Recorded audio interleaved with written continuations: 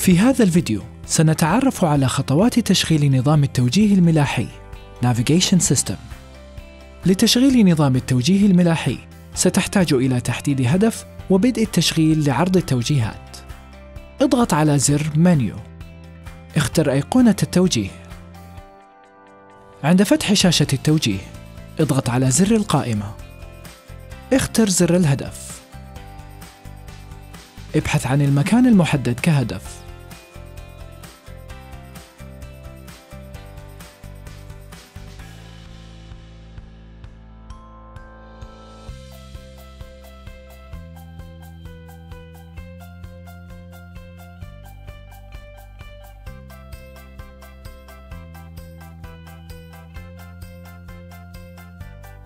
عند اختيار المكان اضغط على زر إدخال.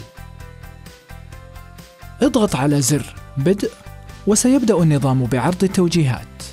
لتسهيل التعامل مع النظام الملاحي بإمكانك تسجيل مقر إقامتك تحت زر المنزل أو تسجيله كمنفذ سريع. اضغط على زر منيو. اختر أيقونة التوجيه. اضغط على زر القائمة عند فتح قائمة التوجيه. اختر زر الهدف. اختر زر المنزل أو أحد الأزرار الخمسة للتوجيه السريع. عند اختيار الموقع اضغط على زر استبدال لإتمام عملية تسجيل الموقع.